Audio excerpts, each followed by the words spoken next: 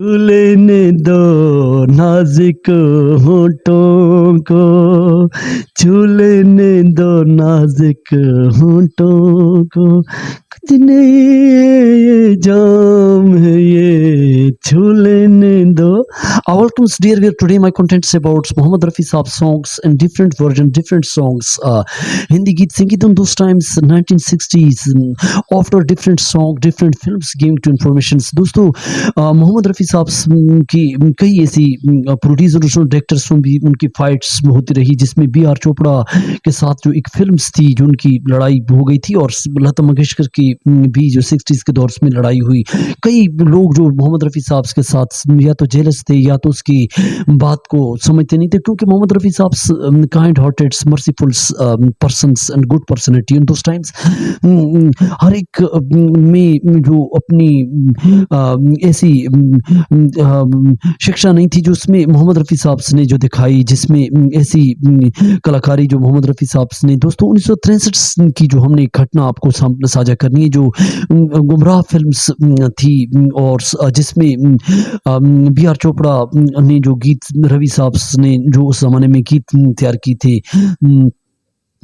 आदमी को चाहिए वक्त वक्त हर चीज़ का दुश्मन, वक्त वक्त पे जो उस ज़माने में जो शायर्स ने जो गीत लिखे थे बहुत ज़्यादा चर्चा हुई. लेकिन इसके बाद से फिर दोस्तों 1965 में काजल फिल्म्स आती है, जिसमें बहुत ज़्यादा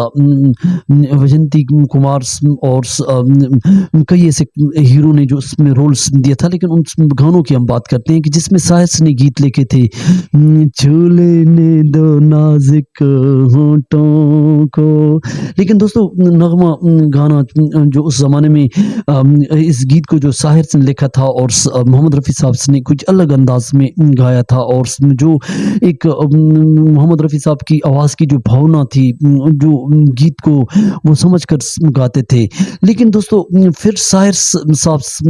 के भी कई ऐसे झगड़े इस तरह हो जाते थे कि प्रोड्यूसर उसको कहते थे कि इस सिचुएशन, इस कहानी पे गीत लिखे. लेकिन शायर किशोर कुमार की तरह अपनी शर्तों पे जीते थे, और शायर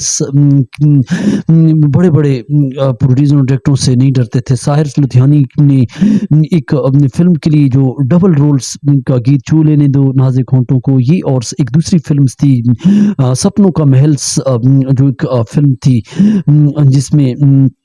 मोहम्मद रफ़ी साहब ने गीत गाया था, और शायद ने इस गीत को जब लिखा, जुल्फ अगर खुल के बिखर जाए तो अच्छा, जुल्फ अगर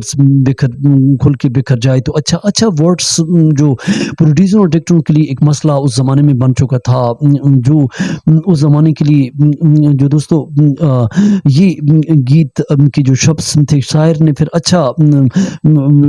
लफ्ज़ उसके लिए एक प्रॉब्लम बन गया था. लेकिन मोहम्मद रफ़ी साहब को इस बात का पता चला, तो मोहम्मद रफ़ी साहब ने दोस्तों